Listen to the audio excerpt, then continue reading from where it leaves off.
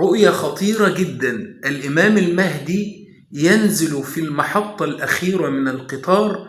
هذه الرؤية الخطيرة التي معنا النهاردة فيها رموز قوية جدا وخطيرة جدا. لكن قبل ما نبدأ في هذه الرؤية، أتمنى اللي بيشوفني لأول مرة أشرف باشتراكك في القناة ولايك وشير للفيديو، وأتمنى أنه نزين التعليقات بالصلاة والسلام على النبي محمد صلى الله عليه وسلم، ولا ننسى أن نكثر من ذكر الله تبارك وتعالى والدعاء كمان لإخواننا في السودان وفي لبنان وفي غزة، إن ربنا سبحانه وتعالى يعجل بفرجه وكرمه، إنه ولي ذلك والقادر عليه. فاصل قصير جدا ثم نبدأ في هذه الرؤية القوية والخطيرة جدا، والتي تؤكد إن احنا على مشارف ظهور المهدي. أعجبك الفيديو لا تنسى الإعجاب والاشتراك في القناة. السلام عليكم ورحمة الله وبركاته. اللهم لا تستخرج منا إلا ما يرضيك عنا، واجعل عملنا كله صالحا، واجعله لوجهك خالصا، ولا تجعل لأحد غيرك فيه شيئا يا رب العالمين. في الحقيقة الرؤية دي جات لي على الخاص، والرؤية دي فيها رموز قوية جدا جدا جدا، وفيها يعني إشارات ودلالات قوية جدا جدا. وطبعا احنا يعني مش عاوزين نكرر الكلام كثير، اللي هو ان النبي صلى الله عليه وسلم اخبرنا ان الرؤيا جزء من 46 جزءا من النبوة، ويعني احداث كبيرة. فتح مكة سبق يعني كان مسبوقا برؤيا. سيدنا يوسف لما مكن له من يعني ارض مصر كلها بدأت حياته برؤيا، وأشياء كثيرة جدا في مبنية على الرؤى. والنبي عليه الصلاة والسلام علمنا أن الرؤى دي في آخر الزمان هيكون لها دلالات، وهي جزء كبير جدا في حياتنا، لكن احنا لا نبني عليها أحكاما ولا كذا، لكنها من البشريات المهمة جدا. المهم، يقول الرائي: رأيت كأنني أركب قطارا وأقف مع مجموعة من الرجال في المقدمة، ثم سمعنا صوتا يقول: إن منكم رجل هو المهدي. فصمت الجميع، الرجال كلها صمتت، فصمت الرجال جميعا. ثم تقدم رجل خرج من وسط المجموعة، وكأنه، خد بالك بقى من الكلام، وكأنه مكره على الظهور والتعريف بنفسه. الراجل طالع مكره، وكأنه مكره على الظهور والتعريف بنفسه. بيقول: ثم قال، يقول الرائي: ثم قال كلمتين: أنا هو.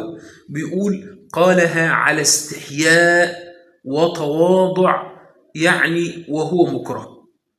ثم رأيت أوصافه، بيقول: أنا شفت أوصافه، وكان رجلا يعني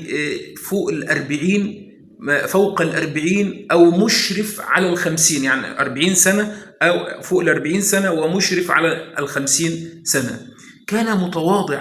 كان متواضعا وضعيف الشعر في مقدمة الرأس، وكثيف الشعر على الجانبين. يلبس سروالا عاديا. السروال ده اللي هو مشهور في أرض السعودية وفي الأماكن دي، سروال زي البنطلون، حاجة واسعة كده يعني، سروالا عاديا، وقميص. بيقول كذلك القميص يعني، وكذلك القميص متواضع، قميصه كمان متواضع جدا، لكن ثيابه نظيفة وكأنها باردة. فقلت: سبحان الله، يعني الله سبحانه وتعالى اختاره لأنه يعني يمتلك قلبا مغاير للقلوب التي يعني قلوب الناس جميعا، يعني قلبه مغاير عن قلوب الناس جميعا يعني. فبيقول: ثم توقف القطار ونزل في آخر محطة، يعني نزل فعلا. بيقول: وواجهنا الراجل ده واجهنا وقال إيه؟ ودعانا للصلاة خلفه، يعني هو نادى على الناس كلها عشان تصلي خلفه. يقول: وكان هو الإمام، يعني ونادى للناس عشان تصلي، وكان هو الإمام يريد أن يصلي بهم جماعة وهو إمامهم. بيقول ثم يعني قبل أن يشرع هو في صلاته استيقظت من نومي. يعني اللهم صل وسلم وبارك على سيدنا محمد صلى الله عليه وسلم. فاصل قصير جدا جدا ثم نلتقي مع تأويل هذه الرؤية القوية والخطيرة جدا جدا. أعجبك الفيديو لا تنسى الإعجاب والاشتراك في القناة. السلام عليكم ورحمة الله وبركاته. تحياتي، أنا رفيق لولح. اللي بيشوفني لأول مرة أشرف باشتراكك في القناة ولايك وشير للفيديو. أتمنى أنه نزين التعليقات بالصلاة والسلام على النبي محمد صلى الله عليه وسلم، ونكسر من ذكر الله تبارك وتعالى في التعليقات، وكمان ندعو لإخواننا في السودان وفي غزة وفي لبنان وفي كل مكان إن ربنا سبحانه وتعالى يعجل بفرجه وكرمه إنه ولي ذلك والقدر عليه. في الحقيقة الرؤية دي رؤية قوية جدا، ورؤية القطار طبعا القطار بيرمز إلى الحياة والسنوات المتعاقبة ومراحل الحياة المختلفة التي بتمر بها الدنيا كلها، وهي فعلا عبارة عن يعني مراحل أو محطات للقطار، بينتقل من مكان لمكان، وبينتقل من زمان لزمان، ومن حقبة لحقبة، ومن عهد لعهد. هكذا هو المقصود بالقطار، وكأنه يعني القطار كأنه الدنيا وما فيها. بيقول كمان سمعنا حد بينادي بصوت عالي، بيقول صوت يقول إن منكم المهدي، كأن هذه هي المحطة التي يظهر فيها المهدي، دليل على أن المهدي موجود بيننا دلوقتي، وخلاص بقى واحد مننا موجود في وسط العالم الآن. بيقول فخرج، ده بقى العلامات اللي بتؤكد صحة الرؤية اللي هو بيقولها دي. بيقول خرج واحد،